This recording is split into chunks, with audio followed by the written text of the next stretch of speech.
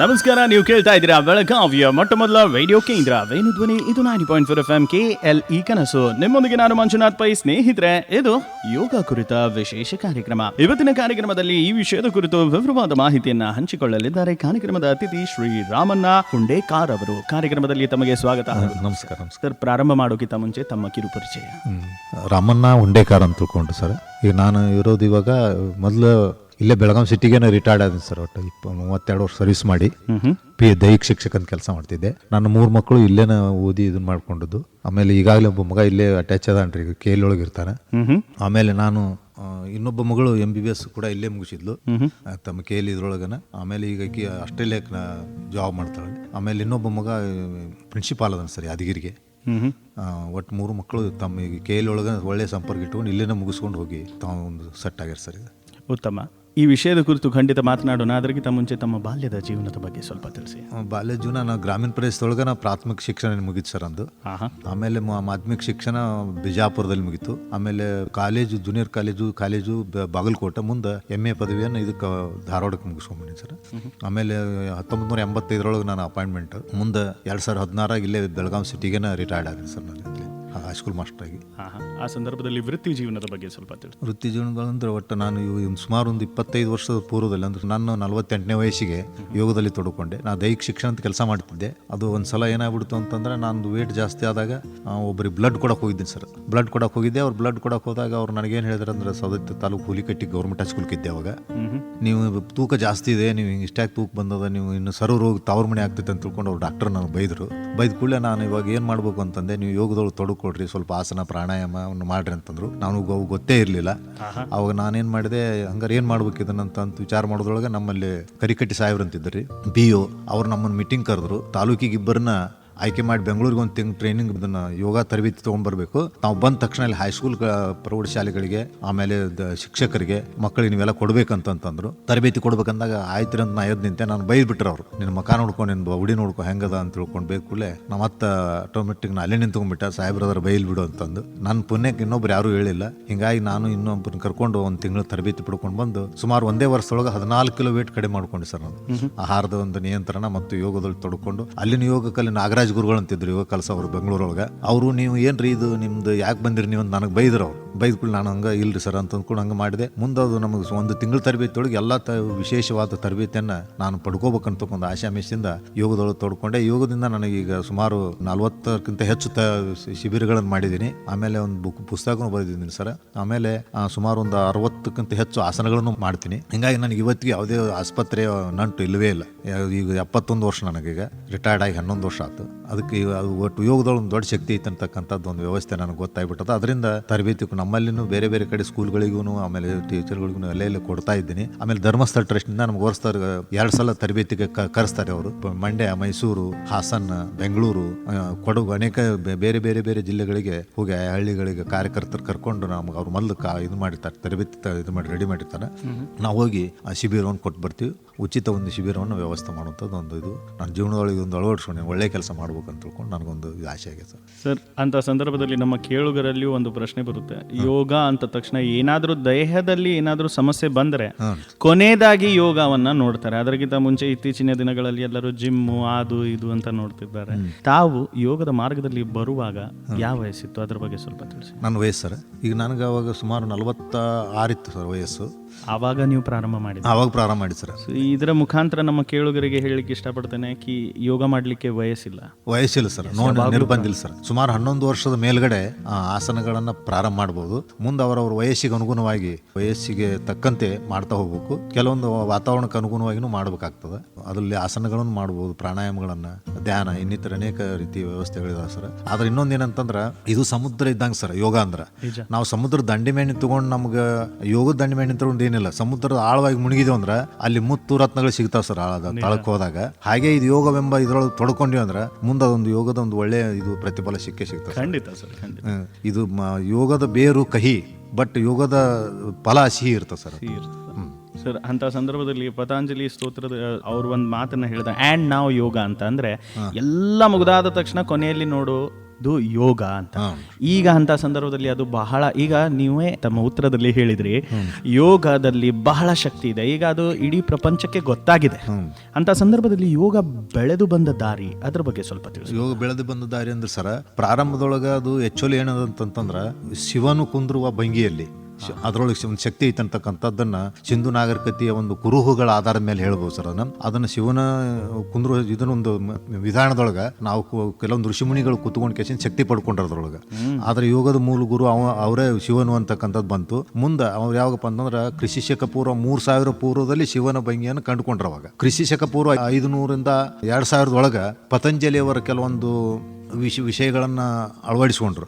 ಅವರು ಅವಾಗಿದ್ರು ಅಂತಕ್ಕಂಥದ್ದು. ಅವರ ಈಗೇನಂತಂದ್ರೆ ಗುರುಗಳ ಒಂದು ವ್ಯಕ್ತಿ ಒಳಗೆ ಯೋಗದ ಗುರು ಯಾರು ಅಂತಕ್ಕಂಥ ವಿಚಾರ ಬಂದಾಗ ಪತಂಜಲಿ ಅಂತಕ್ಕಂಥದ್ದನ್ನ ಹೇಳ್ಬೋದು, ಬಟ್ ಶಿವನು ಅಂತ ಹೇಳ್ಬೋದು. ಆದರೆ ನಿಖರವಾದ ಒಂದು ವ್ಯವಸ್ಥೆ ಇಲ್ಲವೇ ಇಲ್ಲ. ಆದರೆ ಒಟ್ಟಿನಲ್ಲಿ ಏನಾಗ್ಯದಪ್ಪ ಅಂತಂದ್ರೆ ಅದೊಂದು ಒಳ್ಳೆ ಮಾರ್ಗ ತೋರಿಸೋದು. ಆಮೇಲೆ ಮುಂದೆ ಏನಾತಂತಂದ್ರೆ ಕೃಷಿಕ 500ರಿಂದ 2000 ಪತಂಜಲಿ ದೇವ್ರದ್ದು ಆತು. ಮುಂದೆ ವ್ಯಾಸಾಯರು ಮತ್ತು ವಾಕ್ಸ್ಮೃತಿಯವರು 8ನೇ ಶತಮಾನದೊಳಗೆ ಅವರು ಕೆಲವೊಂದು ಹಠಯೋಗ ಮತ್ತು ಇವು ಮಂತ್ರಯೋಗ, ಲಯೋಗ ಅಂತಕ್ಕಂಥದ್ದು ಯೋಗಗಳನ್ನು ಕಂಡುಕೊಂಡು ಜೊತೆಗೆ ಪುಸ್ತಕಗಳ ಗ್ರಂಥಗಳನ್ನು ಬರೆದ್ರು, ಜೊತೆಗೆ ಅವ್ನು ಪ್ರಚಾರ ಮಾಡಿದ್ರು ಸರ್ ಅವರು. ಆಮೇಲೆ ಮುಂದೆ 10ನೇ ಇವ್ರು ಯಾರಪ್ಪ ಅಂತಂದ್ರೆ ಗೋರಕ್ಷನಾಥ ಅಂತ ಬರ್ತಾರೆ ಸರ್. ಅವರು ಕೂಡ ಸಾಕಷ್ಟು ಗ್ರಂಥಗಳನ್ನು ಬರೆದ್ರು. ಮುಂದೆ ಆಸನ ಮತ್ತು ಪ್ರಾಣಾಯಾಮಗಳ ಬಗ್ಗೆ ಕಲ್ಪನೆಗಳನ್ನು ಕೊಟ್ಟರು ಸರ್ ಅವರು ಗೋರಕ್ಷನಾಥ ಅಂತ ತಿಳ್ಕೊಂಡು. ಮುಂದೆ ಇವ್ರು ಏನಾತಪ್ಪ ಅಂತಂದ್ರೆ 14ನೇ ಶತಮಾನದೊಳಗೆ ಸ್ವಾತವರ್ಮ ಅಂತ ಅವರು ಕೂಡ ಇವು ಕೆಲವೊಂದು ಯೋಗದ ಬಗ್ಗೆ ಗ್ರಂಥಗಳನ್ನು ಬರೆದ್ರು, ಪ್ರಚಾರ ಮಾಡಿದ್ರು. ಕೆಲವೊಂದು ಕಡೆ ಸುತ್ತಾಡ್ಕೊಂಡು ಎಷ್ಟೆಷ್ಟೋ ಪ್ರಚಾರ ಮಾಡಿದ್ರು ಸರ್. ಮುಂದೆ ಏನಾಗ್ಬಿಡ್ತು ಅಂತಂದ್ರೆ 18ನೇ ಶತಮಾನದೊಳಗೆ ಈ ಸ್ವಾಮಿ ವಿವೇಕಾನಂದರು ಅವರು ಅವಾಗ ಏನ್ ಮಾಡಿದ್ರು ಅಂತಂದ್ರೆ ಭಕ್ತಿ ಯೋಗ, ಧ್ಯಾನ ಯೋಗ, ಭಕ್ತಿ ಯೋಗ ಮತ್ತು ಕರ್ಮಯೋಗ, ರಾಜಯೋಗ ಅಂತಕ್ಕಂಥದ್ದು 4 ಯೋಗಗಳನ್ನ ಅವರು ಬರೆಯುವುದಲ್ದನ ಜೊತೆಗೆ ಸಾಕಷ್ಟು ಅವನ್ನ ಜನರಿಗೆ ಅಳವಡಿಸಬೇಕು, ಜನರಿಗೆ ಗೊತ್ತು ಮಾಡ್ಬೇಕು ಅಂತ ತಿಳ್ಕೊಂಡು ಸಾಕಷ್ಟು ಪ್ರಯತ್ನ ಮಾಡಿದ್ರು ಸರ್. ಮುಂದೆ ಅದು 20ನೇ ಶತಮಾನದೊಳಗೆ ಏನಂತ ಹೆಚ್ಚು ಕಡಿಮೆ ಏನಾತಂತಂದ್ರೆ ಪತಂಜಲಿ ಅವರು ಬರೆದ್ದು, ಆಮೇಲೆ ಹೇಳಿದೆವಲ್ಲ ರಗಾಳೆ ಗೋರಕ್ಷನಾಥ, ಸ್ವಾತವರ್ಮ ಇವರೆಲ್ಲ ಬರೆದವುಗಳನ್ನ ಸಂಗ್ರಹ ಮಾಡಿಕೊಂಡು ಸಾಕಷ್ಟು ಯೋಗ ತಜ್ಞರು ಪುಸ್ತಕಗಳನ್ನು ಬರೆದ್ರು, ಗ್ರಂಥಗಳನ್ನು ಬರೆದ್ರು. ಮಾಧ್ಯಮಗಳು ಹೊರಟು ಬಿಟ್ಟರು ಸರ್. ಅವಾಗ ಮಾಧ್ಯಮಗಳ ಮೂಲಕ ಈಗ ಟಿವಿ ಮಾಧ್ಯಮ ಇರ್ಬೋದು, ಆಮೇಲೆ ಈ ಮೊಬೈಲ್ ಇರ್ಬೋದು, ಪತ್ರಿಕೆ ಮಾಧ್ಯಮಗಳಿರ್ಬೋದು, ವಿವಿಧ ಮಾಧ್ಯಮಗಳ ಮೂಲಕ ಜನರು ಏನ್ ಮಾಡಕತ್ತೀರ ಅಂತಂದ್ರೆ ಬಹಳಷ್ಟು ಮತ್ತು ಇವು ಸಂಸ್ಥೆಗಳು ಹುಟ್ಟುಕೊಂಡು ಸರ್. ಪತಂಜಲಿ ಯೋಗ ದರ್ಶನ ಯೋಗ ಸಂಸ್ಥೆ, ಆಮೇಲೆ ಇದು ಧರ್ಮಸ್ಥಳದ ಮಂಜುನಾಥ ಯೋಗ ಟ್ರಸ್ಟ್ ಇದು ಉತ್ಪತ್ತಿ ಆತ್ರಿ. ಆಮೇಲೆ ಬಾಬಾ ರಾಮದೇವ್ರ ಯೋಗದ ಇದು ಗುರುತು. ಹಿಂಗಾಗಿ ಅನೇಕ ಸಂಸ್ಥೆಗಳು ಹುಟ್ಟುಕೊಂಡು ಬೇರೆ ಬೇರೆ ಕಡೆ ಅದಾವ. ಬಟ್ ಅದು ಬೆಳೆದು ಬಂದ ದಾರಿ ಇದು. ಆದ್ರೆ ಜನರು ಅದನ್ನ ಉಪಯೋಗ ಮಾಡ್ಕೊಳ್ಳಿಕ್ ತಯಾರಿ ಸಾಕು. ಅದು ಏನೈತೆ ಅಂತಂದ್ರೆ ಅದು ಹೇಳಿದ್ನಲ್ರಿ, ಯೋಗದ ಬೇರು ಕಹಿ, ಬಟ್ ಅದ್ರ ಫಲ ಸಿಹಿ ಐತೆ ಅಂತಕ್ಕಂಥ ಮುಂದೆ ಗೊತ್ತಾಗ್ತದೆ. ಈ ಕಹಿ ಸಲುವಾಗಿ ಕೇವಲ ಮಾಡ್ತಾರೆ, ಏನ್ ಮಾಡ 3 ದಿನ ಮೋಜಿಗೆ ಮಾಡಿ ಕೈ ಬಿಟ್ಬಿಡ್ತಾರೆ. ಆದ್ರೂ ಮೊದಲಿನಕ್ಕಿಂತ ಈಗ ಸಾಕಷ್ಟು ಇದು ಅದರಿ ಸರ್ ಅದು. ಆಮೇಲೆ ಇನ್ನೊಂದು ಅಂತಂದ್ರೆ ಇದು ಅನಿವಾರ್ಯ ನಮ್ಗೆ ಆಗ್ಬಿಟ್ಟ ಸರ್. ಈಗ ನಮ್ಮ ಜೀವನದೊಳಗೆ ಯೋಗ ಅನಿವಾರ್ಯ ಮತ್ತು ಅವಶ್ಯನ ಆಗ್ಬಿಟ್ಟದ. ಯಾಕೆ ಹಿಂಗಾಗ್ಯದಪ್ಪ ಅಂತಂತಂದ್ರೆ ಹೇಳ್ತಾರೆ ಅವ್ರು ಹಿರಿಯರು ಏನ್ ಹೇಳ್ತಾರಪ್ಪ ಅಂತಂತಂದ್ರೆ ಬೆಳೆಯುತ್ತಿರುವ ಜನಸಂಖ್ಯೆ, ಒಬ್ಬ ಯೋಗಶಾಸ್ತ್ರ ಹೇಳಿದಂತೆ ಇತ್ತಿತ್ತಲಾಗಿ 21ನೇ ಶತಮಾನದಾಗ 21-22 ಬೆಳೆಯುತ್ತಿರುವ ಜನಸಂಖ್ಯೆ, ಅಳಿಯುತ್ತಿರುವ ಕಾಡು, ಬೆಳೆಯುತ್ತಿರುವ ರಾಸಾಯನಿಕ ಗೊಬ್ಬರ, ಅದನ್ನೇ ಉಪಯೋಗಿಸಿ ಬೆಳೆಯುತ್ತಿರುವ ಆಹಾರ ಸಾಮಗ್ರಿ, ಅದನ್ನು ಬಳಸಿಕೊಂಡು ನಾಶವಾಗುತ್ತಿರುವ ಆರೋಗ್ಯ, ಈ ರೀತಿ ಇದು ಅನಿವಾರ್ಯ. ಯಾಕಂತಂದ್ರೆ ಇದು ಅನಿವಾರ್ಯವಾಗೇ ಸರ್. ಅದು ಈಗ ನಾ ಹೇಳಿದ್ದು ಅದು ರಾಸಾಯನಿಕ ಗೊಬ್ಬರ ಉಪಯೋಗ ಮಾಡಲೇಬೇಕು, ಆಹಾರ ಸಾಮಗ್ರಿಗಳನ್ನ ಜಾಸ್ತಿ ಬೆಳಿಲೇಬೇಕು. ಯಾಕೆ ಹೇಳ್ತೀನಿ ಅಂತಂದ್ರೆ 1952 ಕೇವಲ 31 ಕೋಟಿ ಜನಸಂಖ್ಯೆ ಇತ್ತು.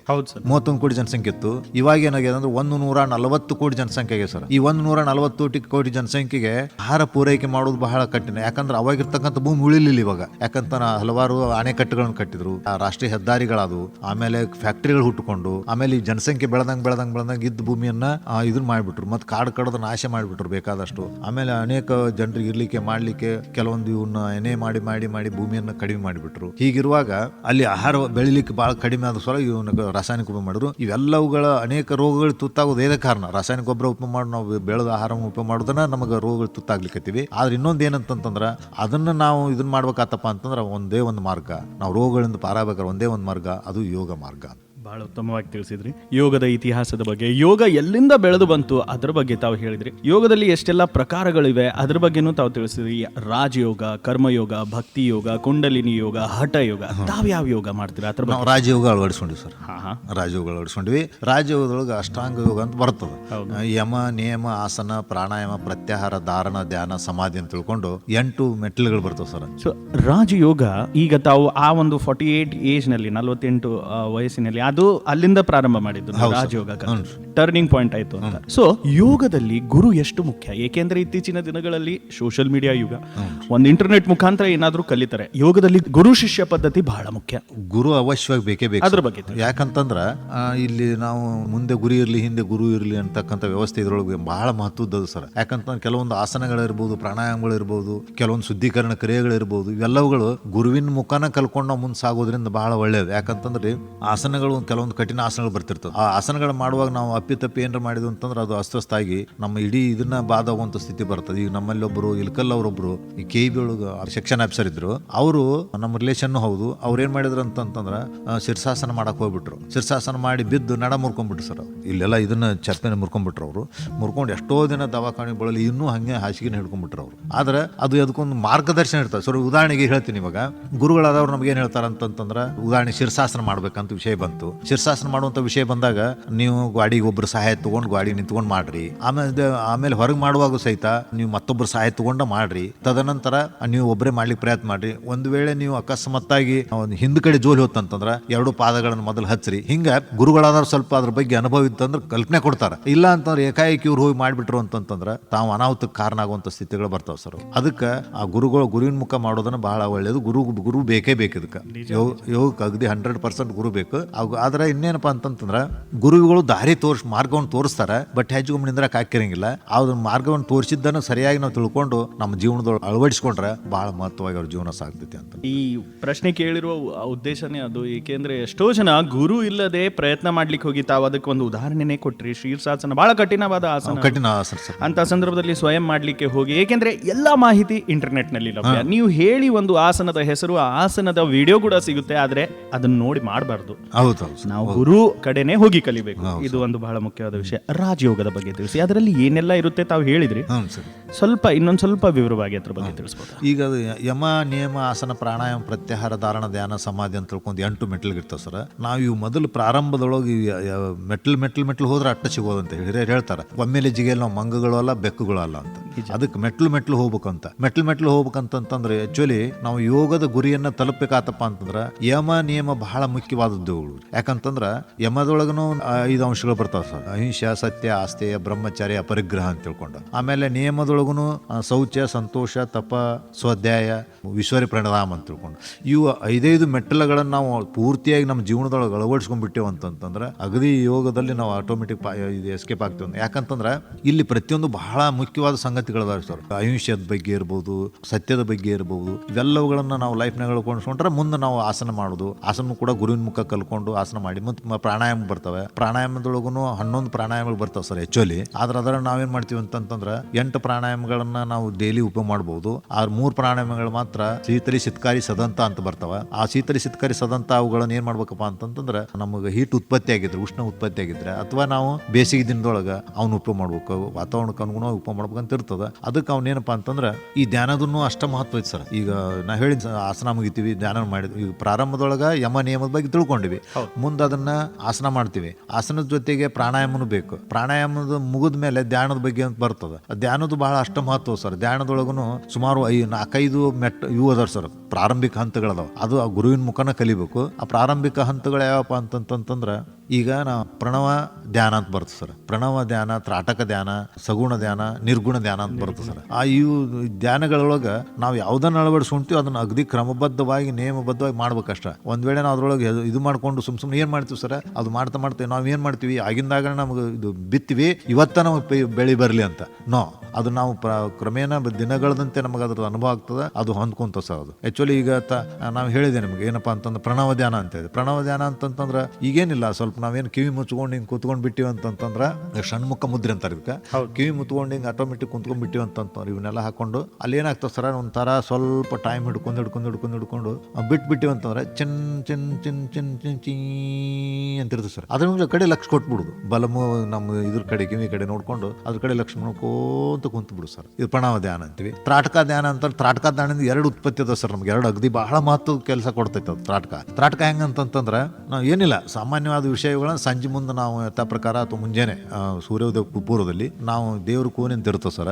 ಅಥವಾ ನಾವು ಎಲ್ಲಿ ಯಾವುದು ಇದು ನಿಶಬ್ದ ವಾತಾವರಣದೊಳಗೆ ಇದ್ರೊಳಗೆ ಅಲ್ಲೇನು ಮಾಡ್ಬೇಕು ಅಂತಂದ್ರೆ ನಾವು ಕೈಕಾಲ ಮುಖ ತಗೊಂಡು ಅಲ್ಲಿ ದೇವ್ರ ಮುಂದೆ ನಮಸ್ಕಾರ ಮಾಡಕ್ಕೆ ಹೋಗ್ತೀವಿ. ಅಲ್ಲೇನ ನಮ್ಮ ಎತ್ತರ ಎಷ್ಟಿರ್ತೈತೆ ನಾವು ಹೈಟ್ ಕೂತ್ಕೊಂಡಾಗ ನಾವು ಯಾವುದೋ ಒಂದು ಆಸನದಾಗ ಕೂತ್ಕೊಂಡಾಗ ಇನ್ನೊಂದು ನಿಮ್ಗೆ ಹೇಳ್ತೀನಿ ಸರ್, 4 ಆಸನಗಳದ ಒಟ್ಟ 4 ಆಸನದೊಳಗೆ ಒಂದು ಆಸನವನ್ನು ನಾವು ಅಳವಡಿಸ್ಕೊಳ್ಬೇಕು ಅಷ್ಟನ್ನ. ಯಾವಪ್ಪ ಅಂತಂತಂದ್ರೆ ಪದ್ಮಾಸನ ಅಂತ ಬರ್ತದ, ವಜ್ರಾಸನ ಅಂತ ಬರ್ತದ, ಸಿದ್ಧಾಸನ ಅಂತ ಬರ್ತದ, ಸುಖಾಸನ ಅಂತ ಬರ್ತದ. ಇವು 4 ಆಸನದೊಳಗೆ ಒಂದನ್ನು ಅಳವಡಿಸ್ಕೊಂಡು ನೀವು ಪ್ರಾರ್ಥನೆ ಮಾಡ್ರಿ, ಧ್ಯಾನ ಮಾಡ್ರಿ ಅಥವಾ ಪ್ರಾಣಾಯಾಮಗಳನ್ನ ಮಾಡ್ರಿ, ಏನ ಮಾಡಿದ್ರು ಸಹಿತ ಅದನ್ನ ಒಂದನ್ನು ಅಳವಡಿಸ್ಕೊಂಡ್ಬಿಡ್ಬೇಕು ಅಷ್ಟ. ನಮ್ಗೆ ಯಾವ ಸರಳ ಸುಲಭ ಅನಿಸ್ತದ ಪ್ರಾರಂಭದಿಂದ ಹಿಡ್ಕೊಂಡು ಮುಗಿಯವರೆಗೂ ಆಸನವನ್ನು ಬದಲಿ ಮಾಡಬಾರ್ದು. ಇದು ಯೋಗ ಶಾಸ್ತ್ರದಲ್ಲಿ ಹೇಳಿದಂಥ ವಿಷಯ. ಅದಕ್ಕೆ ಇದನ್ನ ಏನ್ ಮಾಡ್ಬೇಕಂತಂದ್ರೆ ಅದನ್ನ ಒಂದನ್ನ ಆಸನ ಉಪಯೋಗ ಮಾಡಿಕೊಂಡು ನಾವು ಈಗ ಮುಂದಿನ ಪ್ರಕ್ರಿಯೆ ಮಾಡೋದು ಇವತ್ತು ಯಾವುದೇ ಇರ್ಬೋದು, ಇವತ್ತು ಪ್ರಾಣಾಯಾಮ ಇರ್ಬೋದು, ಇದನ್ನ ಇರ್ಬೋದು. ಹಾಗೆ ನಾವು ಅಲ್ಲಿ ಏನ್ ಮಾಡ್ಬೇಕಂತಂದ್ರೆ ನಮ್ಮ ಕಣ್ಣಿನ ದೃಷ್ಟಿ ನೇರವಾದ ದೃಷ್ಟಿಗೆ ಅಲ್ಲಿ ದೀಪವನ್ನಿಟ್ಟು ನಾವಿಲ್ಲಿ ಒಂದು ಸುಮಾರು 2.5 3 ಫೀಟ್ ಅಂತರದಲ್ಲಿ ಕುತ್ಕೊಂಡ್ಬಿಡುದು ಅಷ್ಟೇ. ಯಾವುದೋ ಒಂದು ಆಸನ ಕುತ್ಕೊಂಡ್ಬಿಡುದು, ಕುತ್ಕೊಂಡು ನೋಡ್ತಾನೆ ಕುತ್ಕೊಂಡ್ ಬಿಟ್ಬಿಟ್ರೆ ಅದು ಏನಾಗ್ತದ, ಸ್ವಲ್ಪ ನೀರು ಕಡಿತದ ಅಥವಾ ಪ್ರಾರಂಭ ಅಂತೊಳಗೆ ಇದು ಮಾಡಿಸ್ತದ. ಸುಮಾರು ಒಂದು ತಿಂಗಳಂತಲೇ ನಾವು ಮಾಡಿಬಿಟ್ಟೆ ಅಂತಂದ್ರೆ ನಮಗೆ ಸೆಟ್ ಆಗಿಬಿಡುತ್ತದೆ. ಸೆಟ್ ಆತಂದ್ರೆ ಆ ದೃಷ್ಟಿಯನ್ನು ನಾವು ನೋಡ್ತಾ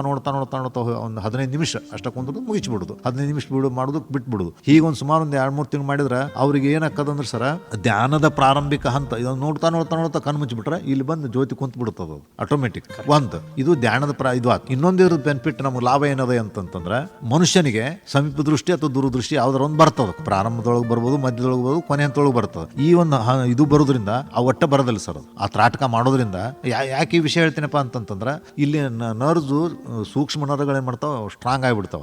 ವೀಕ್ ಹಾಕೊಂತ ಹೋಗ್ಬಿಟ್ಟು ಅಂದ್ರೆ ತಲೆನೋವು ಬರ್ತದ. ಆಮೇಲೆ ಇದು ಏನಪ್ಪ ಅಂತಂದ್ರೆ ದೃಷ್ಟಿ ಮಾಂದ್ಯ ಬರ್ಬೋದು, ಸಮೀಪ ದೃಷ್ಟಿ ಇರಬಹುದು, ದೂರದೃಷ್ಟಿಯ ದೋಷ ಬರ್ಬೋದು. ಅದನ್ನ ನಾವು ಹೋಗಲಾಡಿಸ್ಕೊಳ್ಳಿಕ್ಕೆ ಆ ತ್ರಾಟಕ ಧ್ಯಾನದ ಹಂತನೂ ಹೌದು, ನಮಗೆ ಅದಕ್ಕೆ ದೃಷ್ಟಿ ದೋಷ ನಿವಾರಣೆಗೂ ಹೌದು ಅಂತ. ಆಮೇಲೆ ಸಗುಣ ಧ್ಯಾನ ಅಂತಂದ್ರೆ ಏನಾದ್ರೂ ಒಂದು ಮುಂದಿಟ್ಟು ಫೋಟೋ, ಯಾವ್ದೋ ಒಂದು ದೇವ್ರ ಫೋಟೋ ಇಟ್ಕೊಂಡು ಮುಂದೆ ನೋಡುದು ಆನ ಕುಂತ್ಬಿಡು. ಕುಂತು ಅದನ್ನ ಅಲ್ಲೇ ಇದು ಮಾಡಿಬಿಟ್ರೆ ಅಲ್ಲಿದು ಬರ್ತಿರ್ತದೆ. ಆಮೇಲೆ ಇನ್ನೊಂದು ನಾವು ನಿರ್ಗುಣ ಧ್ಯಾನ ಅಂತಂದ್ರೆ ಆರಾಮಾಗಿ ಕುತ್ಕೊಂಡು ಈಗ ಸೋಹಂ ಅಂತೀವಿ ನೋಡ್ರಿ.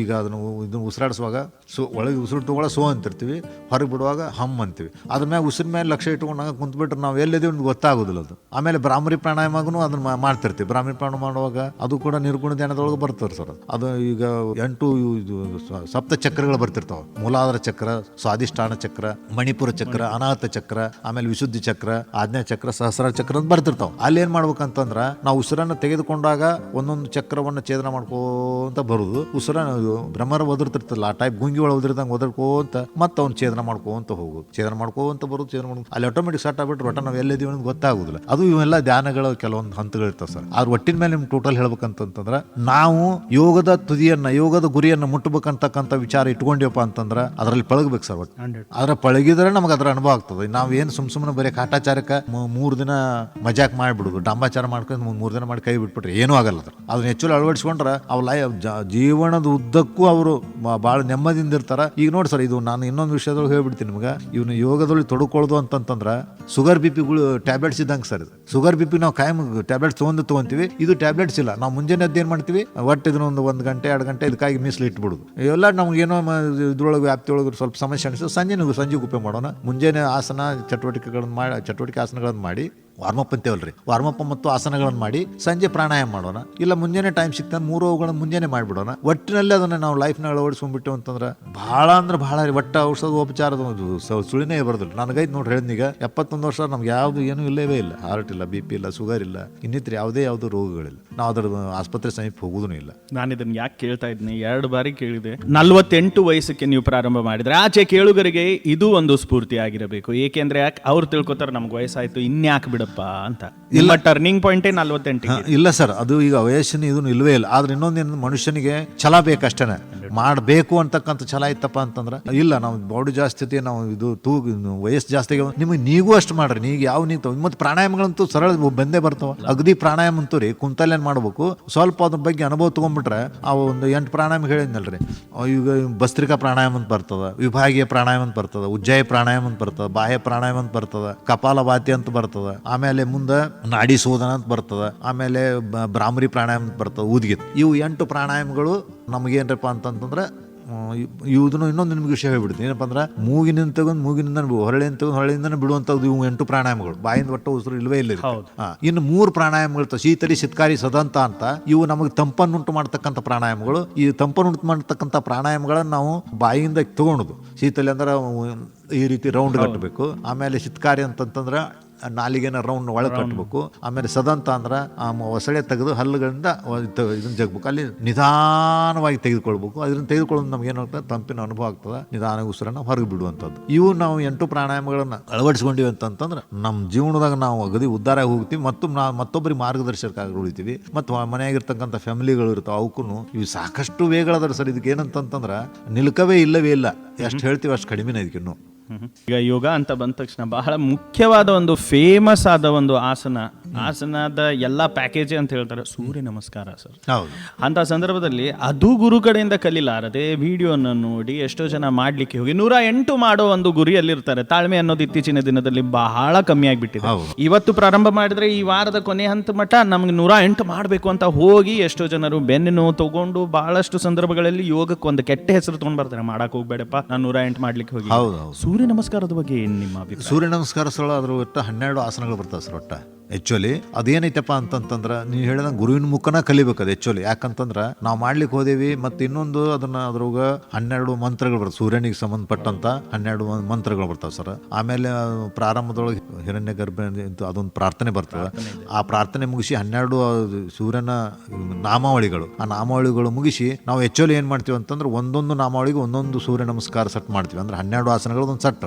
ಅದಕ್ಕೆ ಆ್ಯಕ್ಚುಲಿ ಏನಪ್ಪಾ ಅಂತಂತಂದ್ರೆ ಸಾಕು, ಒಂದು ಲಾಸ್ಟ್ ಸ್ಟೇಜ್ ನಾವು 12 ಮಾಡ್ತೀವಿ ಒಂದು ಸಾಕು. ಏನೋ ಒಬ್ಬೊಬ್ರು ನೀವು ಹೇಳಿದಂಗ 25 ಮಾಡಿದೆ, 30 ಮಾಡಿದೆ ಅಂತಂತಾರ. ಅವೆಲ್ಲನೂ ನಿರುಪಯುಕ್ತ. ಮತ್ತೆ ಕ್ರಮಬದ್ಧವಾಗಿ ಮಾಡಿಸ್ತಾರ. ಕ್ರಮ ಭಾಳ ಇಂಪಾರ್ಟೆಂಟ್. ಹೆಂಗಪ್ಪ ಅಂತಂತಂದ್ರೆ ಉಸಿರಿನೊಂದಿಗೆ ಆಸನಗಳನ್ನ ಅಲ್ಲಿ ಕೊನೆ ಹಂತದ ಕೆಲವೊಂದು ಸೆಕೆಂಡ್ಗಳನ್ನ ಅನುಸರಿಸ್ಕೊಂಡು ಮಾಡ್ತಾನೆ ಹೋಗ್ಬೇಕು. ಈಗ ಇದು ನಾವೊಂದು ಈಗೇನ್ ಮಾಡ್ತೀವಿ, ಊರ್ಧ್ವ ನಮನಾಸನ ಅಂತ ಮಾಡ್ತೀವಿ. ಅದ್ರೊಳಗೆ ಊರ್ಧ್ವ ನಮನಾಸನ ಮಾಡಿ ಪಾದಹಸ್ತ, ಊರ್ಧ್ವ ನಮನಾಸನ ಮಾಡಿದ್ರೆ ಉಸಿರು ತೆಗೆದುಕೊಂಡಿರ್ತೀವಿ, ಪಾದಹಸ್ತಾಸನಕ್ಕೆ ಬಿಡ್ತೀವಿ, ಏಕಪಾದ ಪ್ರಸರಣಾಸಕ್ಕೆ ತಗೊಂತೀವಿ, ದ್ವಿಪಾದ ಪ್ರಸರಣಾಸಕ್ಕೆ ಮತ್ತೆ ಉಸಿರನ್ನು ಬಿಡ್ತೀವಿ. ಅಲ್ಲಿ ಶಶಂಕಾಸನ ವಿಶ್ರಾಂತಿ ತಗೊಳ್ಳೋದೊಂದು ಆಸನ ಬರ್ತದೆ. ಆ ವಿಶ್ರಾಂತಿ ಆಸನಗಳು ಸಹಜ ಉಸಿರಾಟ ಇರ್ಬೇಕು ಅಷ್ಟೇ. ಆ ಸಹಜ ಉಸಿರಾಟ ಇದ್ದ ಮೇಲೆ ಮುಂದೆ ನಾವು ಅಷ್ಟಾಂಗಾಸನ ಮಾಡುವಾಗ ಆಕ್ಚುಲಿ 8 ಅಂಗಗಳು, ಮುಂದೆ 2 ಪಾದಗಳು, ಮೊಣಕಾಲು ಮಂಡೆಗಳು, ಎದೆ, 2 ಹಸ್ತಗಳು ಮತ್ತು ಗದ್ದವನ್ನು ಹಚ್ಚಿ ಮಾಡ್ಬೇಕಂತ ಇರ್ತದೆ. ಅದನ್ನ ಮಾಡುವಾಗ ಉಸಿರನ್ನ ಹೊರ ಹಾಕ್ತಾ ಮಾಡ್ಬೇಕು. ಹಿಂಗ್ ಅಂದ್ರೆ ಅಲ್ಲಿ ತಾವು ಕ್ರಮಬದ್ಧತೆ ಅವ್ರಿಗೆ ಐಡಿಯಾ ಇತ್ತಪ್ಪ ಅಂತಂದ್ರೆ ಯಾವುದೇ ಪ್ರಾಬ್ಲಮ್ ಆಗೋದಿಲ್ಲ. ಅಷ್ಟು ನಮ್ಮ ಶರೀರಕ್ಕೆ ಒಳ್ಳೇದನ್ನ ಆಗ್ತದಂತ. ಇಲ್ಲ ಅಂತಂತಂದ್ರೆ ನಾವು ಅಲ್ಲಿ ಅದರಿಂದ ನೀವು ಹೇಳ್ದಂಗೆ ಕೆಲವೊಂದು ಅನಾನುಕೂಲತೆ ವ್ಯವಸ್ಥೆಗಳನ್ನು ತೊಡ್ಕೊಂಡು ಅವು ಏನು ಎಲ್ಲಪ್ಪ ಕಿರಿಕಿರಿ ಅಂತಕ್ಕಂಥ ಬಿಡುವಂಥ ವ್ಯವಸ್ಥೆ ಬಂದ್ಬಿಡ್ತದೆ. ಅದಕ್ಕೆ ದಯವಿಟ್ಟು ಉಸಿರಿನೊಂದಿಗೆ ನಿಧಾನವಾಗಿ ಅದನ್ನ 12 ಆಸನಗಳನ್ನು ಮಾಡಿಬಿಟ್ರೆ ಬಹಳ ಬೆಸ್ಟ್ ಸರ್. ಅದನ್ನ ಈಗ ನಾವು ಏನು ಕೆಲವೊಬ್ರು ಹೇಳ್ತಾರೆ, ನಮ್ಮ ಗುರುಗಳು ಹೇಳ್ತಿದ್ರು, ನೀವು ಆಸನಗಳನ್ನು ಮಾಡ್ಕೊಂಡ್ರಿ, ಆಮೇಲೆ ಒಂದ್ ವೇಳೆ ನಿಮ್ಗೆ ಅಕಸ್ಮಾತ್ತಾಗಿ ಎಲ್ಲೋ ಕೆಲಸ ಇತ್ತು ಅಂತಂದ್ರೆ ನೀವು ಸೂರ್ಯ ನಮಸ್ಕಾರ ಮಾಡ್ರಿ, ಸೂರ್ಯ ನಮಸ್ಕಾರ ಮಾಡ್ಕೊಂಡು ಹೋಗ್ಬಿಡ್ರಿ ಅಂತ. 12 ಆಸನ ಮಾಡೋದಂಗೆ ಆಗ್ತದೆ. ಅವನ್ನೆಲ್ಲ ಮಾಡ್ಕೊಂಡು ಒಂದ್ ಕಡೆ ಒಂದ್ಸಲ ಬಲಗಾಲಿಂದ ಮಾಡಿರಿ, ಒಂದ್ಸಲ ಎಡಗಾಲಿಂದ, ಮತ್ತೆ ನೀವು ಮತ್ತೊಂದ್ಸಲ ಮಾಡಿ ಮತ್ತೆ ಬಲಗಾಲಿಂದ ಮತ್ತೆ ಎಡಗಾಲಿಂದ, ಈ ರೀತಿ ಕ್ರಮಬದ್ಧವಾಗಿ ಮಾಡಿ. ಇನ್ನೊಂದು ಏನ್ ಹೇಳ್ತದ ಸರ್, ಇದು ಮುಂದೆ ಮಾಡುವ ಆಸನಗಳು ಇದ್ರೊಳಗೆ ಏನ್ ಬರ್ತದೆ ಸೂರ್ಯ ನಮಸ್ಕಾರದೊಳಗೆ ಅಂದ್ರೆ ಮುಂದೆ ಭಾಗುವಂತ ವ್ಯವಸ್ಥೆನೂ ಬರ್ತದೆ, ಹಿಂದೆ ಭಾಗುವಂತ ವ್ಯವಸ್ಥೆನೂ ಬರ್ತದೆ. ಆಮೇಲೆ ಅದಕ್ಕೆ ನೇಮ್ ಏನ್ ಹೇಳ್ತೈತೆ ಅಂದ್ರೆ ಇದು ಯೋಗಾಸನದೊಳಗ ಮುಂದೆ ಮಾಗುವ ಆಸನ ಮಾಡಿದ್ರೆ ಹಿಂದೆ ಭಾಗಿಸ್ಬೇಕು, ಬಲಕ್ಕೆ ಮಾಡಿದ ಆಸನ ಮಾಡಿದ್ರೆ ಎಡಕ್ಕೂ ಭಾಗಿಸ್ಬೇಕು ಮಾಡಬೇಕು. ಸೂರ್ಯನ ಮುಂದೆ ಬಾಗಿದ ಉಸಿರನ್ನ ಹೊರ ಹಾಕ್ಬೇಕು, ಹಿಂದೆ ಬಾಗಿದ ಉಸಿರನ್ನ ಒಳಗೆ ತೆಗೆದುಕೊಳ್ಬೇಕು. ಹಿಂಗ ಅಲ್ಲಿನೂ ಕೂಡ ನಾವು 12 ಆಸನಗಳ ಮಾಡು ಸೂರ್ಯ ನಮಸ್ಕಾರದೊಳಗ ಯಾವ ಭಂಗಿಯೊಳಗೆ ಬರ್ತೀವಿ ಆ ಭಂಗಿಯೊಳಗೆ ಉಸಿರನ್ನ ತೆಗೆದುಕೊಳ್ಳೋ ಬಿಡುವ ಒಂದು ರೂಢಿಯನ್ನ ಮಾಡಬೇಕು ಅಂತ ಬರ್ತದೆ ಸರ್. ಅದು ಆಕ್ಚುಲಿ ಸೂರ್ಯ ನಮಸ್ಕಾರ ಇದು ಮಾಡಿಬಿಟ್ರಿ ಅದಕ್ಕೆ ಅಗದಿ ಬಹಳ ಎಲ್ಲ ಅವಯವಗಳು ನಮ್ಗೆ ಎಲ್ಲ ಸ್ನಾಯುಗಳು ಇರಬಹುದು, ಎಲ್ಲ ಜಾಯಿಂಟ್ಗಳು ಇರಬಹುದು, ಮತ್ತು ಉಸಿರಿನ ನಿಯಂತ್ರಣ ಬರ್ತದೆ. ಸಾಕಷ್ಟು ಅನುಕೂಲ ಸರ್. ಅದರಿಂದ ಬೆನಿಫಿಟ್ ಚಲೋ ಅದು. ಸಕ್ಕರೆ ಕಾಯಿಲೆ ಹೋಗ್ಬಿಡ್ತದೆ. ಸಕ್ಕರೆ ಕಾಯಿಲೆಗೆ ಬಹಳ ಮತ್ತದ. ಇವು ಏನದಾವ್ ಸರ್, ಇವ ನಿಮ್ಗೆ ಹೇಳಿದಂತಂದ್ರೆ ಆಸನಗಳಲ್ಲಿ 4 ವಿಧಗಳ ಮಾಡ್ಕೊಂಡ್ಬಿಟ್ಟಿರ್ತೀವಿ ನಾವು. ನಮ್ಮ ಗುರುಗಳು ಹೇಳಿದಂಗೆ ಏನಪ್ಪಾ, ನಿಂತು ಮಾಡುವ ಆಸನಗಳು, ಕುಳಿತು ಮಾಡುವ ಆಸನಗಳು, ಹೊಟ್ಟೆ ಮೇಲೆ ಮಲಗಿ ಮಾಡುವ ಆಸನಗಳು, ಬೆನ್ನ ಮೇಲೆ ಮಲಗಿ ಮಾಡುವ ಆಸನಗಳು ಮಾಡ್ತೀವಿ. ಇವು 4 ಆಸನಗಳನ್ನು ಮಾಡುವಾಗ ನಿಂತು ಮಾಡುವ ಆಸನಗಳು ಒಂದು ಇಫೆಕ್ಟಿವ್ ಏನೇನಪ್ಪಾ ಅಂತಂದ್ರೆ ನಮಗೆ ಬೊಜ್ಜಿನ ಅಂಶವನ್ನು ಕಡಿಮೆ ಮಾಡ್ತವೆ. ಆಮೇಲೆ ಕುಳಿತು ಮಾಡುವ ಆಸನಗಳು ನಮಗೆ ಜಠರದ ಒಂದು ವ್ಯವಸ್ಥೆಯನ್ನು ಜಾಸ್ತಿ ಕೊಡೋದ್ರಿಂದ ಅಲ್ಲಿ ಪಚನಾಂಗ ಕ್ರಿಯೆ ಸರಿಯಾಗಿ ನಡೆದು ಅಲ್ಲಿ ತಕ್ಕಂಥ ಅವಯವಗಳು ಶುದ್ಧೀಕರಣ ಹೊಂತಾವ. ಆಮೇಲೆ ಯಾವುದೇ ಶುಗರ್ ಸಕ್ಕರೆ ಕಾಯಿಲೆಯಲ್ಲಿ ಹಾರ್ಟ್ BP ಇವೆಲ್ಲ ಬರೋದಿಲ್ಲ ಅಂತ. ಆಮೇಲೆ ಮುಂದೆ ಹೊಟ್ಟೆ ಮೇಲೆ ಮಲಗಿ ಮಾಡುವ ಆಸನಗಳು ಬೆನ್ನು ನೋವು ನಡ ನೋವುಗಳಿಗೆ ಸಂಬಂಧಪಟ್ಟಾಗ, ಹೊಟ್ಟೆ ಮೇಲೆ ಬೆನ್ನ ಮೇಲೆ ಮಲಗಿ ಮಾಡುವ ಆಸನಗಳು ಕೂಡ ಹಾಗೇನೆ. ಅವು ಕೆಲವೊಂದು ನಾವು ಹೇಳ್ತೀವಿ, ಏನ್ ಹೇಳ್ತೀವಪ್ಪ ಅಂತಂದ್ರೆ ಆಸನದೊಳಗ ರಾಜ ಯಾರು ಅಂತ ಹಿಂಗೆ ಪ್ರಶ್ನೆ ಮಾಡಿದಾಗ ಆ ಶೀರ್ಷಾಸನ ಅಂತ. ಶೀರ್ಷಾಸನ ಮಾಡ್ಬೇಕಾದ್ರೂ ಅದು ಕುಳಿತು ಮಾಡುವ ಆಸನದೊಳಗೆ ಬರ್ತಿರ್ತೈತಿ, ಅದನ್ನ ಕ್ರಮಬದ್ಧ ಮಾಡ್ಬೇಕು. ಮುಂದೆ ಆಸನಗಳ ರಾಣಿ ಯಾವುದು ಅಂತಂದ್ರೆ ಸರ್ವಾಂಗಾಸನ ಅಂತ ಬರ್ತದೆ. ಆ ಸರ್ವಾಂಗಾಸನ ಮಾಡುವ ಕ್ರಮಬದ್ಧತೆಯನ್ನು ಸರಿಯಾಗಿ ಕ್ರಮಬದ್ಧತೆಯಿಂದ ಮಾಡಬೇಕು. ಈಗ ಅದನ್ನ ಮಾಡ್ತಾರ ದಡಗ್ನ ಎದ್ದು ಬಿಡ್ತಾರೆ ಕೆಲವು ಸಲ. ಅಲ್ಲ, ಅದನ್ನ ಕುತ್ತಿಗೆ ನೆತ್ತಲಾರ್ದಂಗ ನಾವು ಹೊಳ್ಳಿ ತಿರ್ಗಾ ಮೂಲ ಸ್ಥಿತಿ ಬರ್ಬೇಕಂತ. ಅದು ನಾವು ಹಂಗಾತ್ ಮಲ್ಕೊಂಡಿರ್ತೀವಿ 30 ಡಿಗ್ರಿ, ಒಂದು 4-5 ಎಣಿಕೆ ಇಡಬೇಕು. 60 ಡಿಗ್ರಿ ಮತ್ತೆ 4-5 ಎಣಿಕೆ ಅಲ್ಲೇ ಹಿಡಬೇಕು. 90 ಡಿಗ್ರಿ ಹಿಡ್ಕೊಂಡು ಆದ್ಮೇಲೆ ಸ್ವಲ್ಪ ಕೈಗಳ ಆಸನ ಮೇಲೆ ನೇರವಾಗಿ ನಿಂತ್ಕೊಂಡು ಅದನ್ನ ಸ್ವಲ್ಪ ಟೈಮ್ ತಗೋಬೇಕು. ಅವೆಲ್ಲ ತಗೊಂಡು ನಿಧಾನ ಇಳಿಯುವ ಸಹಿತ ಕುತ್ತಿಗೆ ಎತ್ತುವಂಗಿಲ್ಲ. ಅಂದ್ರೆ ಮಾಡ್ತೀವಿ ಅಂತ ಕಾಟಾಚಾರ ಮಾಡುವಂಗಿಲ್ಲ ಅಂತ.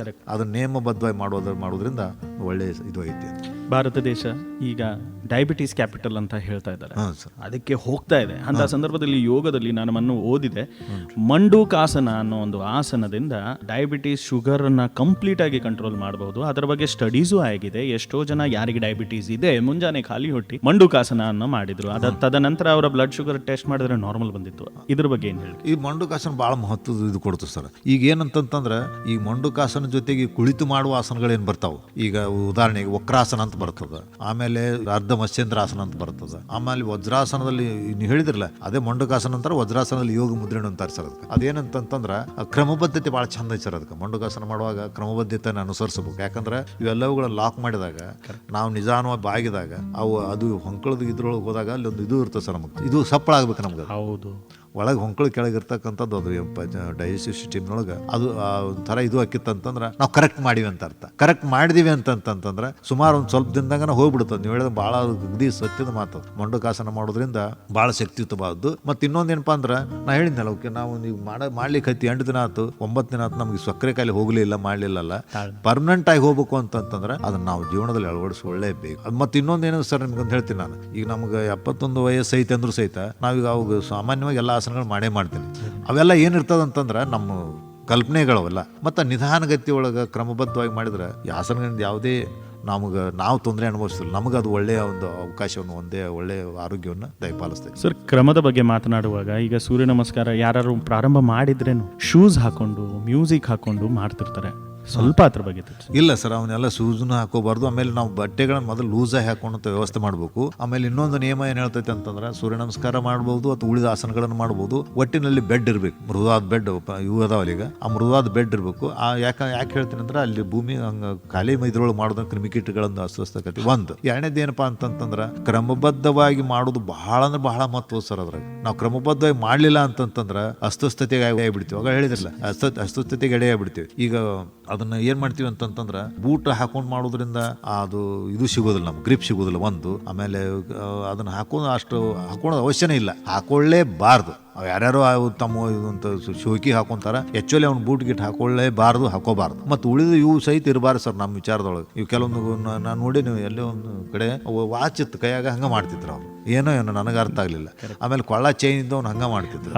ಅವೆಲ್ಲ ಇರಬಾರ್ದು ಸರ್. ಅವೆಲ್ಲ ಏನಂತಾರ ಸೋಕಿಗೆ ಮಾಡ್ಕೊಂತ ಹೋಗ್ಬಿಟ್ರೆ ಅಲ್ವೇ ಅಲ್ಲ. ಅದನ್ನ ಅವರು ಏನಿದ್ದದ್ದು ಒಂದು ಮ್ಯಾಲೊಂದು ಕೆಳಗೊಂದು ತಮಗೆ ಹಾಕೊಂಡು ಲೂಸ್ ಇರ್ಬೇಕು ಅಷ್ಟೇ. ಡ್ರೆಸ್ಗಳು ಲೂಸ್ ಇತ್ತು ಅಂತಂದ್ರೆ ಆಟೋಮೆಟಿಕ್ ಅದು ಒಳ್ಳೇದಾಗ್ತದ ಅಂತೆಲ್ಲ ಮಾಡ್ಬಾರ್ದು ಸರ್. ಅದೇ ಕ್ರಮ ನಿಯಮ ತಾವು ಹೇಳಿದ್ರಲ್ಲ, ಈಗ ಅದು ಬಹಳ ಯಾರು ಪಾಲಿಸ್ತಾನೇ ಇಲ್ಲ. ನೀವೇ ಹೇಳಿದ್ರಿ, ನೀವೇ ನೋಡಿದ್ರಿ, ನಾವು ಆ ದೃಶ್ಯವನ್ನು ನೋಡಿದ್ವಿ. ಆ ದೃಶ್ಯ ನೋಡಿನಿ ಸರ್ ನಾನು. ಬಹಳ ದುಃಖವಾಗುತ್ತೆ. ಯಾಕೆಂದ್ರೆ ಯೋಗ ಬಹಳ ಭಕ್ತಿಯಿಂದ ಮಾಡ್ಬೇಕು.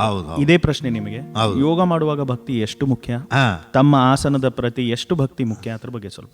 ಈಗೇನಾಗ್ತದ ಸರ್, ನಾವು ಈಗ ಅದನ್ನ ನಾವು ಅನ್ನೋದಕ್ಕಿಂತ ನಮ್ಗಿಂತ ಪೂರ್ವಜರು ಋಷಿ ಮುನಿಗಳು ಇರ್ಬೋದು, ಆಮೇಲೆ ಯೋಗ ಶಾಸ್ತ್ರಜ್ಞರು ಇರ್ಬೋದು, ಅವ್ರು ಅದಕ್ಕಾಗಿನ ಪ್ರಾರ್ಥನೆ ಮಾಡ್ಯಾರ. ದೇವ್ರಿಗೆ ಹೆಂಗ್ ನೀವು ಪ್ರಾರ್ಥನೆ ಮಾಡ್ತೀರ ಆ ರೀತಿ ಪತಂಜಲಿ ಮಹರ್ಷಿಗಳಿಗೆ ಇರ್ಬೋದು. ಆಮೇಲೆ ನಾವು ಇದನ್ನ ಯೋಗಕ್ಕೆ ಅರ್ಪಣೆ ಮಾಡ್ತಕ್ಕಂಥ ಕೆಲವೊಂದು ಪ್ರಾರ್ಥನೆಗಳನ್ನ ಮಾಡಿರ್ತಿದ್ದಾರೆ. ಆಮೇಲೆ ಅದರಿಂದ ಇನ್ನೊಂದು ಏನಪ್ಪಾ ಅಂತಂತಂದ್ರೆ ನಾವು ಎಷ್ಟು ಭಕ್ತಿಯಿಂದ ಮಾಡ್ತೀವಿ, ಎಷ್ಟು ಮನಸ್ಸನ್ನ ಕೇಂದ್ರೀಕರಿಸ್ತಾ ಮಾಡ್ತೀವಿ, ಎಷ್ಟು ನಿಧಾನವಾಗಿ ಮಾಡ್ತೀವಿ, ಅದು ನಮ್ಗೆ ಒಳ್ಳೇದು ಕೊಡುತ್ತೆ. ಇಲ್ಲ ಅಂತಂತ ನಿರುಪಯುಕ್ತ. ಆಮೇಲೆ ಅದರಿಂದ ಅವ್ರೆಂದೂ ಉದ್ಧಾರ ಆಗುವುದೇ ಇಲ್ಲ.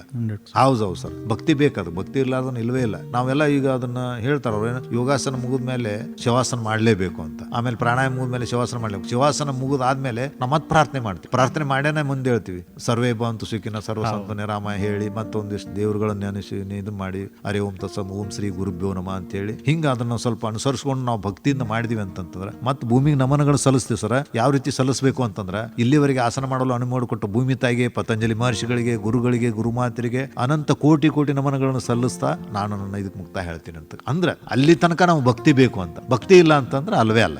ಅದನ್ನು ಮಾಡಲೇಬಾರದು ನಾನು ಕೇಳಿದೆ. ಅದು ಆಟೋಮೆಟಿಕ್ ಅದ್ರಾಗ ಅಳವಡಿಸ್ಕೋಬೇಕಾತ ಭಕ್ತಿ ಬೇಕು, ಭಕ್ತಿಯಿಂದ ಮಾಡಿ. ಅದಕ್ಕೆ ಈ ಪ್ರಶ್ನೆ ಕೇಳಿದೆ, ಏಕೆಂದ್ರೆ ಎಲ್ಲರೂ ಇದನ್ನ ಬರೀ ಒಂದು ವ್ಯಾಯಾಮ ಅಂತ ನೋಡಿ ಮಾಡ್ತಾರೆ. ಅಲ್ಲ ಸರ್ ಅದು ಭಾಳ ಶಕ್ತಿ ಐತೆ ಅದರೊಳಗೆ. ನಾವು ಬರೀ ಒಂದಿನ 2 ದಿನ 3 ದಿನ ಮೋಜಿಗೆ ಮಾಡುವಂಥದ್ದು ಅಲ್ಲ, ಅದನ್ನ ಅಳವಡಿಸ್ಕೊಳ್ಳೋದ್ರ ಜೊತೆಗೆ ನಾವು ಭಕ್ತಿಯಿಂದ ನಾವು ಅದನ್ನು ಇದು ಮಾಡಬೇಕು, ಅದನ್ನು ಅನುಸರಿಸ್ಬೇಕು. ಸರ್, ಇಷ್ಟೆಲ್ಲ ಮಾಹಿತಿ ತಾವು ಕೊಟ್ರಿ. ಒಂದೇ ಒಂದು ಆಸನದ ಬಗ್ಗೆ ಕೇಳಿ ಮುಗಿಸ್ತೀನಿ, ಏಕೆಂದ್ರೆ ಇದು ಬಹಳ ಮುಖ್ಯವಾದ ಆಸನ, ಎಲ್ಲರೂ ಮಾಡ್ತಾರೆ ಅಂತ ಹೇಳ್ಬಿಡ್ತಾರೆ. ಅದೇ ಶವಾಸನ ಆಮೇಲೆ ಮಲಗುವುದು.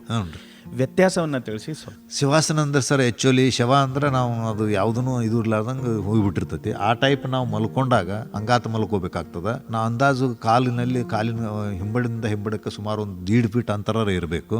ಕೈಗಳು ಕೂಡ ಸೊಂಟದಿಂದ ಒಂದು 1/2 ಫೀಟ್ ಅಂತರ ಇರಬೇಕು. ಆಮೇಲೆ ಅಂಗೈಗಳು ಆಕಾಶವನ್ನು ನೋಡ್ತಾ ಇರಬೇಕು. ಆಮೇಲೆ ಇನ್ನೊಂದು ಏನಂತಂದ್ರೆ ಅಲ್ಲಿ ಅದಕ್ಕೊಂದು ಕ್ರಮ ಐತೆ ಸರ್. ಶವಾಸನ ಮಲ್ಕೋಬೇಕಾದ್ರೆ, ಶವಾಸನ ಮಲ್ಕೊಂಡಿಂದ ನಮ್ಮದೇ ಆದಂಥದ್ದು ಇನ್ನೊಂದು ನಿಮ್ಗೆ ಅದನ್ನ ಹೇಳ್ಬೇಕಂತಂದ್ರೆ, ಈ ಧ್ಯಾನದ ಪ್ರಾರಂಭಿಕ ಹಂತನೂ ಹೌದು. ಶವಾಸನದೊಳಗೆ ನಾವು ಆ ರೀತಿ ಕ್ರಮಬದ್ಧವಾಗಿ ಹೇಳ್ತಾ ಹೋಗ್ಬಿಟ್ಟೆವು ಅಂತಂದ್ರೆ ಅದನ್ನ ಹೇಳಿಬಿಡ್ಲೇನು ಸರ್ ಸ್ವಲ್ಪ? ಖಂಡಿತ. ಈಗ ಅದನ್ನ ಏನ್ ಮಾಡ್ತೀವಿ ಅಂತಂದ್ರೆ, ಪ್ರಾರಂಭದಾಗ ಶವಾಸನ ಮಲ್ಕೊಂಡು ಕೂಡಲೇನ ನಮ್ಮಷ್ಟು ನಾವು ಮಲ್ಕೊಂಡಿರ್ತಾವ ಅಂತ ತಿಳ್ಕೊಡ್ರಿ, ಅಥವಾ ಯಾವ ಗುರುವರೇ ಇರ್ಲಿ. ಒಟ್ಟಿನ ಮೇಲೆ ಈಗ ನಾವು ಗುರುಗಳು ನಮ್ಗೆ ಹೇಳಿ ಹೋಗ್ಬಿಟ್ರು, ನಾವು ಶವಾಸನ ಆಸನಗಳನ್ನ ಮಾಡಿ ಅಥವಾ ಪ್ರಾಣಾಯಾಮಗಳನ್ನೇ ಶವಾಸನ ಬಂದಿವಿ. ಅಲ್ಲಿ ಬಂದ ತಕ್ಷಣ ನಾವು ಮೊದಲೇ ಪ್ರಾರಂಭದಾಗ ಏನ್ ಮಾಡ್ಬೇಕು ಅಂತಂದ್ರೆ, ದೀರ್ಘವಾಗಿ 4-5 ಸಲ ಉಸಿರಾಡಿಸಬೇಕು.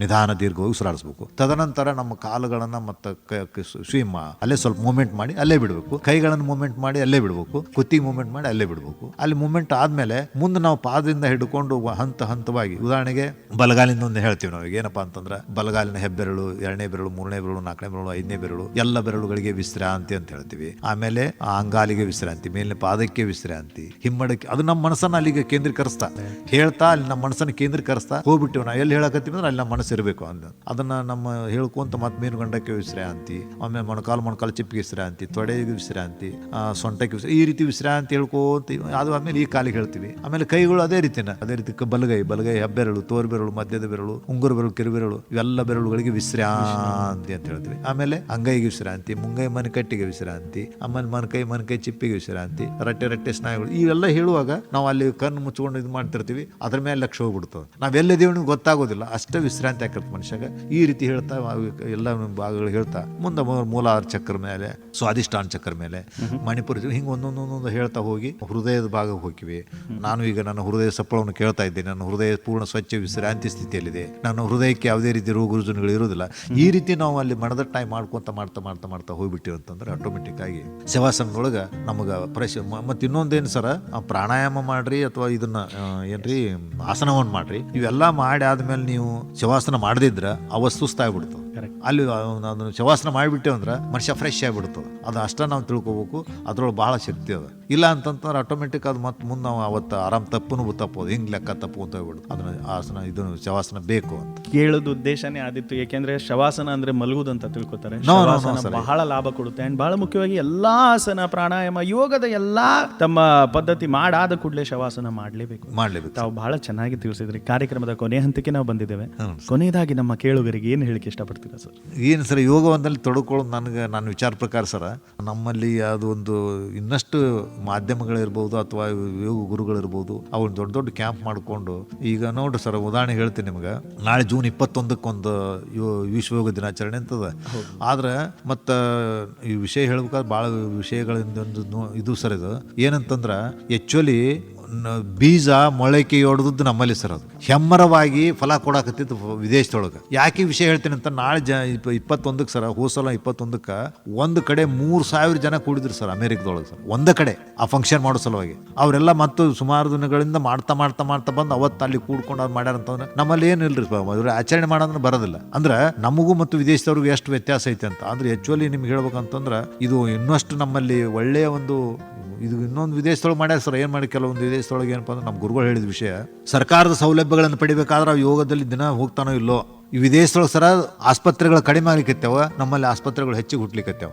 ಅದಕ್ಕೆ ದಯವಿಟ್ಟು ಇದನ್ನ ಏನು ಮಾಡ್ಬೇಕಂತಂದ್ರೆ, ಆದಷ್ಟು ಶಾಲಾ ಕಾಲೇಜುಗಳು ಇರ್ಬೋದು ಅಥವಾ ಯಾವುದಾದ್ರೂ ಒಂದು ಕೆಲವೊಂದು ಸಂಘಗಳು, ಸಂಸ್ಥೆಗಳಿರ್ತಾವ, ಅವೆಲ್ಲವುಗಳು ಬೇರೆ ಬೇರೆ ರೀತಿಯೊಳಗೆ ತಮ್ಮದೇ ಆದಂಥ ಒಂದು ಹಾದಿಯೊಳಗೆ ಮನೆಗೂ ಮುಟ್ಟುವಂಥ ಒಂದು ವ್ಯವಸ್ಥೆ ಮಾಡಿ ಎಲ್ಲರೂ ಕೂಡಿ ಮಾಡಿನೂ ಇದು ಮಾಡಿದಂತಂದ್ರೆ, ನಮ್ಮ ದೇಶ ಅಥವಾ ನಮ್ಮ ರಾಜ್ಯ ಅಥವಾ ನಮ್ಮ ಜಿಲ್ಲೆ, ನಮ್ಮ ತಾಲೂಕು ಅಲ್ಲೆಲ್ಲೆಲ್ಲೆಲ್ಲೆ ಹೆಚ್ಚಿನ ಉತ್ಪಾದನೆ ಆತಪ್ಪ ಅಂತಂದ್ರೆ ಒಳ್ಳೆಯ ಆಯುಷ್ಯ ವೃದ್ಧಿ ಆಗ್ತೈತೆ ಅಂತ. ಇಲ್ಲ ಅಂತಂತಂದ್ರೆ ಸರ್, ಆಯುಷ್ಯ ಭಾಳ ಕಡಿಮೆ ಆಗ್ತದೆ. ಮೊನ್ನೊಬ್ಬರು ಯಾರೋ ಇದು ಹೇಳಿಕೆ ಕೊಟ್ಟಿದ್ರು, 48 ವರ್ಷಕ್ಕೆ ಬಂದದಂತ ಸರ್ ಈಗ ನಮ್ಮ ಸರಾಸರಿ ಸರಾಸರಿ. ಆ್ಯಕ್ಚುಲಿ ನಮ್ಮ ಹಿರಿಯರು 100 ವರ್ಷ ಮೇಲೆ ಬದುಕ್ತಿದ್ರು. ಇವಾಗ ಒಬ್ಬರು 70-80 ವರ್ಷ ಬದುಕ್ತಾರ, 20 ವರ್ಷ 25 ವರ್ಷಕ್ಕೆ ನಾಶ ಆಗಿಬಿಡ್ತಾರೆ. ಅದು ಇವೇನಾಗಿಬಿಟ್ಟಾವ ಅಂದ್ರೆ ಸರ್, ತಿಂತಕ್ಕಂಥ ಆಹಾರನೂ ಹಂಗೆ, ಆಮೇಲೆ ಇವು ಪರಿಸರ ಕೆಡಿಸ್ಕೊಂಡ್ಬಿಟ್ರ. ಇವರು ಏನು ಮಾಡ್ತಾರೆ ಸರ್, ಮನುಷ್ಯ ಒಳ್ಳೆ ಪರಿಸರದಾಗ ಹೋಗ್ಬಿಡ್ತು ಅಂತಂದ್ರೆ ಒಳ್ಳೇದನ್ನು ಬೆಳ್ಕೊಂತ ಹೋಗ್ಬಿಡ್ತದೆ. ಕೆಟ್ಟ ಪರಿಸರ ಕೂಡ ಮಕ್ಕಳು ಬೆಳೆದು ಬಿಡ್ತಾವ, ನಾಶ ಆಗಿಬಿಡ್ತಾವ. ಯಾವುದೋ ಡ್ರಿಂಕ್ಸ್ ಮಾಡಿ, ಇನ್ನೊಂದು ಎಲ್ಲ ತಂಬಾಕು ಹಾಕೊಂಡು ವಿವಿಧ ರೀತಿಯೊಳಗೆ ಹಲವಾರು ಚಟಗಳು ಅಂಟುಕೊಳ್ಳಾರ್ದಂಗೆ ಮಾಡ್ಬೇಕಂತಂದ್ರೆ ಆ ಪರಿಸರದಲ್ಲಿ ಹೋಗ್ಬಿಟ್ರಿ, ಯೋಗ ಪರಿಸರದಲ್ಲಿ ಹೋಗ್ಬಿಟ್ರೆ ಬಿಟ್ಬಿಡ್ತಾರೆ ಸರ್. ಅದು ಆಟೋಮೆಟಿಕ್ ಏನು ಇದನ್ನ ಮಾಡೋದಿಲ್ಲ. ಇಲ್ಲ ಅಂತಂದ್ರೆ ಇವೆಲ್ಲ ಇದು ಮಾಡ್ಕೊಂಡು ಆಯುಷ್ಯ ನಾಶ ಮಾಡ್ಕೊಳಕತ್ತಾರ. ದಯವಿಟ್ಟು ನನ್ನ ಆಶೆ ಏನಪ್ಪಾ ಅಂತಂತಂದ್ರೆ, ನನಗಾದ ಅನುಭವದ ಮೇಲೆ, ವೈಯಕ್ತಿಕ ಅನುಭವದ ಮೇಲೆ ಇನ್ನಷ್ಟು ಹೆಚ್ಚಿನ ಪ್ರಮಾಣದೊಳಗೆ ಪ್ರತಿಯೊಬ್ಬರ ಮನೆಗೆ ಮುಟ್ಟುವಂತ ಒಂದು ವ್ಯವಸ್ಥೆ ಮಾಡಿದ್ರೆ, ಶಾಲಾ ಕಾಲೇಜಿನೊಳಗೆ ಮಾಡಿದ್ರಪ್ಪ ಅಂತಂತಂದ್ರೆ ಇದೊಂದು ನನ್ನ ಮನಸ್ಸಿಗೆ ಶಾಂತಿ, ನಮ್ಮ ದೇಶಕ್ಕೊಂದು ಒಳ್ಳೆಯದ ಅನುಕೂಲ ಆಕತಿ ಅಂತಕ್ಕಂಥ ಮಾತನ್ನು ಹೇಳಿ ತಮಗೆ ನಮಸ್ಕಾರ. ಕಾರ್ಯಕ್ರಮದಲ್ಲಿ ತಮ್ಮ ಬಹುಮೂಲ್ಯ ಸಮಯ, ವಿವರವಾದ ಮಾಹಿತಿ ಕೊಟ್ಟಿದ್ದಕ್ಕೆ ಧನ್ಯವಾದ ಹಾಗೂ ಮತ್ತೊಮ್ಮೆ ನಮಸ್ಕಾರ.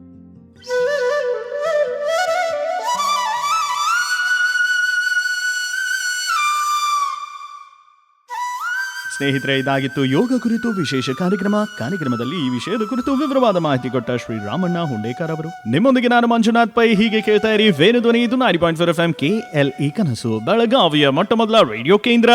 ನಮಸ್ಕಾರ.